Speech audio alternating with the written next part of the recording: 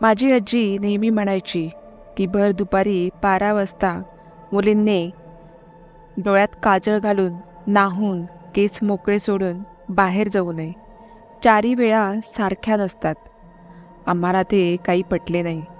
पण आमची पिढी घरातील वडीलधाऱ्या माणसांना मान देत असत, त्यांचे ऐकत असत. पण आजी नेमकी असे का म्हणायची हे आपण पुढे व्हिडिओमध्ये जाणून घेऊयात. पण त्याआधी जर तुम्ही चॅनलवर नवीन असाल तर चॅनलला सबस्क्राईब नक्की करा.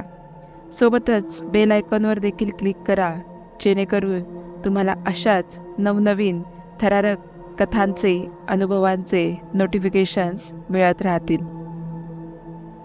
आज आजीची तीव्रतेने आठवण झाली. सध्या पितृपक्ष सुरू आहे. शेजारची मनाली आज ऑफिसला गेली.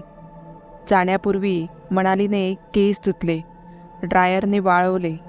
डोळ्यात काजळ, भुवया, पापण्यांचा कडक मेकअप, काळी साडी, काळा ब्लाऊज आणि काळ्या बांगड्या. कुठेतरी मनात पाल चुकचुकली. तिला सांगावे वाटले, पण मीटिंग होती म्हणून ती गडबडीत निघून गेली. मला ना काही वेळेस इंट्युशन्स मिळतात. कदाचित ध्यान, जप यामुळे असेल.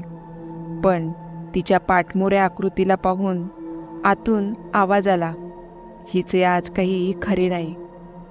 अर्ध्या तासातच शेजारी धावपळ ऐकू आली. मनालीची आई रडत होती. मी चौकशी केली तर मनालीचा ॲक्सिडेंट झालाय असे समजले. घरातील सगळेच हॉस्पिटलमध्ये निघून गेले होते. मी इकडे बेचैन अवस्थेत. संध्याकाळी देवापुढे सांजवात लावून बसले, ध्यान लावले. अचानक एक जुना पिंपळ दिसला. त्यावर शेंडी असलेला तरुण. तो मनालीकडे बघत होता. मनाली जात होती त्या रस्त्यावरून एक गाढव मनालीसमोरून पळत गेले आणि अचानक कुठेतरी गायब झाले. तो तरुण हसत होता. त्याच वेळी मनाली स्कूटीवरून चालली होती. हे सर्व पाहून मी ध्यानातून बाहेर आले. बापरे, हा तर संबंध. आणि हे गाढव म्हणजे पिढा. आता संबंध हा भूतांचा एक प्रकार आहे. लग्न न झालेला ब्राह्मण किंवा काही वेळा ॲक्सिडेंटमध्ये एखादा तरुण गेला तर अनेक इच्छा अपूर्ण राहून तो संबंध बनतो. त्याला मुक्ती मिळत नाही. त्यामुळे तो तरुण मेल्यावर त्याला अग्नी देण्यापूर्वी त्याचे लग्न रुईच्या झाडाशी लावतात. या गोष्टींवर विश्वास ठेवणाऱ्यांपैकी मनाली किंवा तिच्या घरातील नव्हते.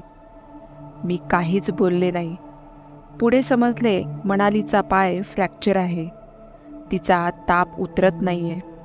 ती खूप तळमळतीये. हाडे दुखतात म्हणते. मी तिला बघायला गेले. ज्यांना भूतबाधा होते त्यांच्या डोळ्याच्या पापण्या लांब दिसतात. डोळे सैरभैर झालेले असतात. मी मनालीला विचारले, तू दुपारी रस्त्यावरून जाताना तुला पिंपळाचे झाड लागले का? तिथे तुझी स्कूटी स्लिप झाली का? तुझ्या गाडीसमोरून एक गाढव गेले का? तुझी हाडे दुखतात का? अंगातली सगळी शक्ती गेली आहे असे वाटते का? या सगळ्या प्रश्नांची उत्तरे फक्त हो, हो आणि हो अशीच होती. मनालीच्या घरच्यांना आश्चर्य वाटले. मी त्यांना सांगितले, तिथे कुणीतरी आहे. त्याच्या हद्दीत ही काजळ, आयलायनर असा डोळ्यांचा भडक मेकअप करून काळा वेश, केस सोडून गेली आहे. त्याने हिला पकडले आहे. मनालीचा, तिच्या आईचा माझ्यावर विश्वास बसला.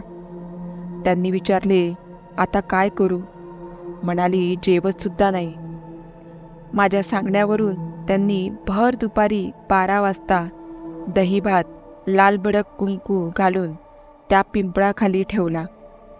पाठीमागे वळून न बघता घरी येऊन आंघोळ करून त्यांनी देवापुढे दिवा लावला. करकरीत तिन्ही सांजेला मीठ ओवाळून मी त्या बाजूला फेकले. अक्षरशः मनाली अंगातून काहीतरी बाहेर पडतंय अशी ओरडत होती. त्या रात्री मनालीच्या पोटात थोडे अन्न गेले. मनालीचा ताप उतरला. काही दिवसांनी ती बरी झाली. पण मित्रांनो, काही जागा अशा असतात तिथे अतृप्त शक्तींचा वास असतो. दुपारी 12 ते 3 व रात्री 12 ते 3 ही त्यांची वेळ असते. या अदृश्य शक्ती सगळ्यांना दिसत नाहीत, पण त्या असतात. ज्या ठिकाणी ते पिंपळाचे झाड होते तेथे हमखास ॲक्सिडेंट होतात.